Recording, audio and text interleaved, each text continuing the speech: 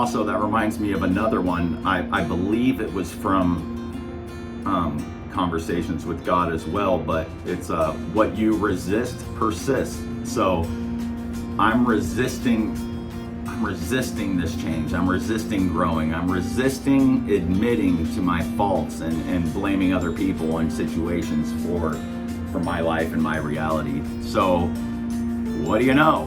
All that bullshit still exists. So what you resist insists. It's still there. It's just what it is. You know, I just love all this stuff, and sometimes it just hits you later in life and you really understand it, and you know, that's crazy. But okay, that's the end of this video, and if you watched it till the end, I'm very happy. And please, again, hit that like button, hit the subscribe button, subscribe to my channel, hit the notification bell, and leave some comments below and talk to me about this kind of stuff and give me some input on how you have blamed other people, and you know, let's talk about it. I'm all ears to talk about this stuff. I got nothing but time to sit here and learn how to be a better person, you know. And again, I'm going to share some links below with some YouTube channels that can help you, because I get a lot of this information from YouTube. I get a lot from these relationship coaches that I talk to, and my counselors, and people in AA, and just people in general, you know. So I'll share a lot of that stuff with you guys too. I hope you're enjoying these videos.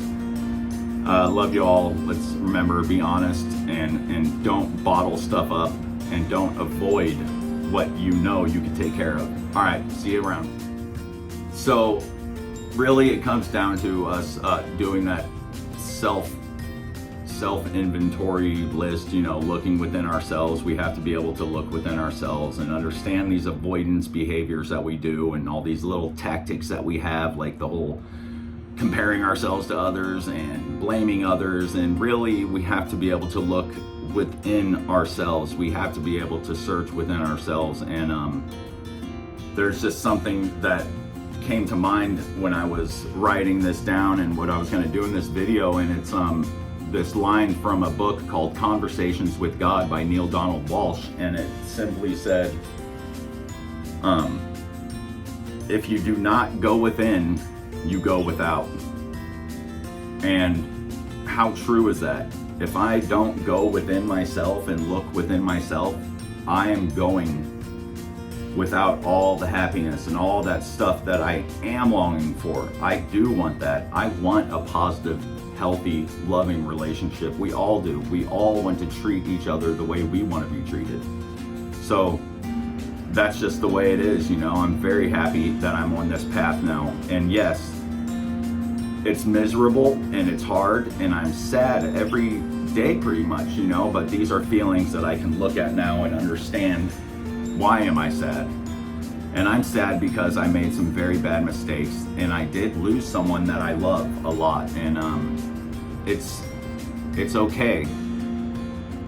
But these are the things that get you going and get you going in that right direction. Unfortunately, that's what it is. And you know, we can constantly work on ourselves, and we can always remember what we had that we cared about and what we lost, because when you lose something, it hurts. And you know, actions speak louder than words, and I'm going to continue to stay on this path that I'm on, because I owe it to that person, and more importantly to myself and others, to be a better person. And that's really all it comes down to, you know, trying to be that better person and show that we're not that fake person anymore, because we're not that person we were yesterday. If you're on this path of learning, you're not that person you were yesterday. We are a new person. We can constantly continue to grow and motivate ourselves and others. But you know, honestly, if you're okay being that way, more power to you. If you're okay with deceiving yourself and others and being an asshole, or being that person you are, I'm sorry for using that word, that's not nice. There are people that are like that, and there are people that will always be like that. But I, for one, am not someone that wants to continue my life like that. I'm a dad. I'm a loving person, and I want to be able to show my daughters how a good man is by being that good man. And I'm going to have a very strong moral compass and just learn to grow, and we all can do that, you know. But again, if you're comfortable being that way, just see how it works out for you. So really, let's just stop blaming other people and other situations for our own present moment. Blaming people is not going to fix anything. Blaming people is just going to keep us in that same spot that we're in. We're going to continue to go through life and do all this same shit to other people, and we're going to be that same person. We're going to constantly be pushing people away. We're going to build these walls up, and we're never going to take responsibility for all this stuff that we've done. And if you cannot accept responsibility for things, you're never going to change. I mean, just like in AA, admitting is the first part. I have to admit I have a problem. You can't admit you have a problem, then all that other shit won't even help, you know. And just like a guy in rehab I was in, he's like, I'm doing all the other steps, but I'm not doing step one, admitting I got a problem with alcohol, and my life has become a manageable. It's like, oh my God, dude, you're skipping the first step? You're just lost then, you know. We have to admit. Remember, my decisions create my reality. See, you chose all these feelings, and you are the one that chose all this pain and misery that you're feeling. And I don't mean this in a mean way when I was saying all that. The reason it is our fault, you chose to feel all this because you chose to make certain decisions that all led to that point. So it was your fault, and we have to be able to understand that. We have to be responsible. We have to take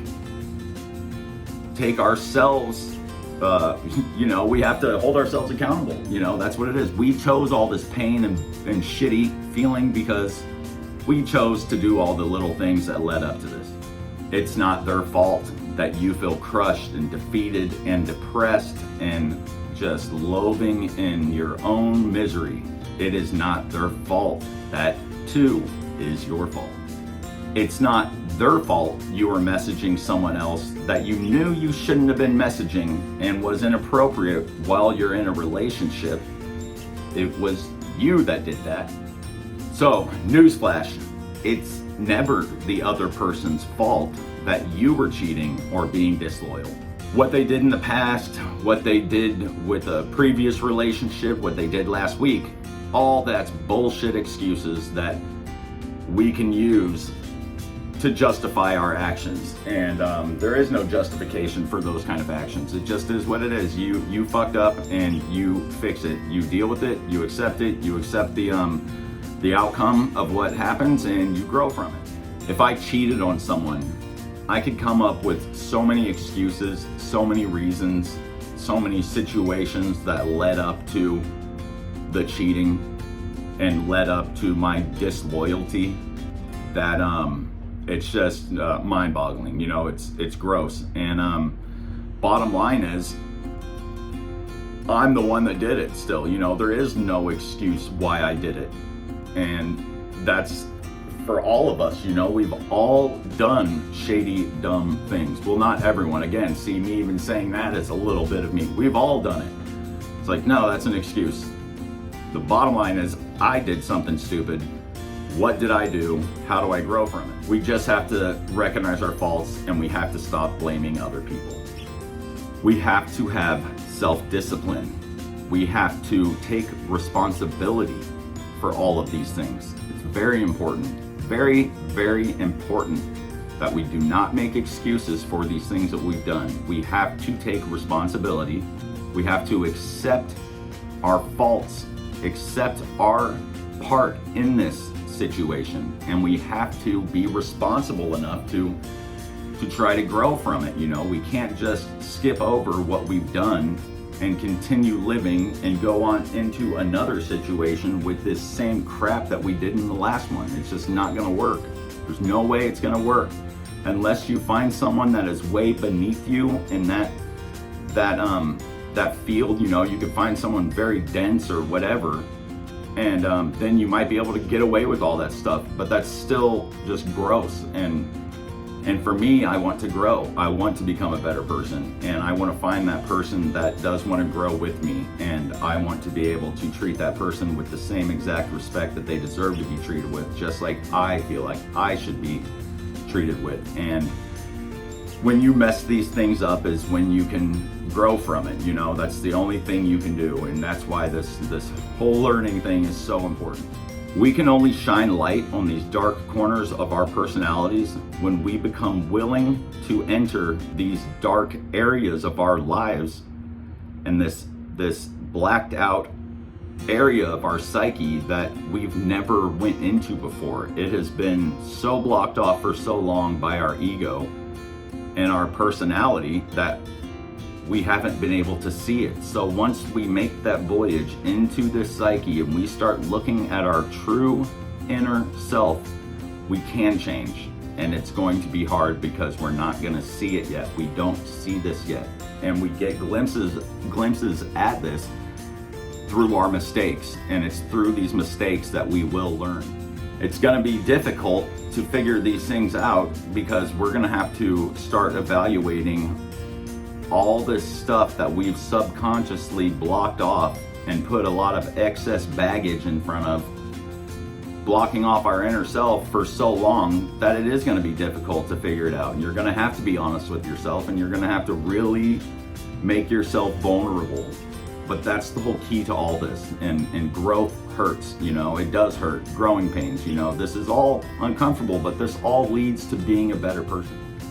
So just like in the last video when I said, who can we compare ourselves to? In this one, I'm gonna ask you, who can you blame? If you can't blame other people, who can you blame?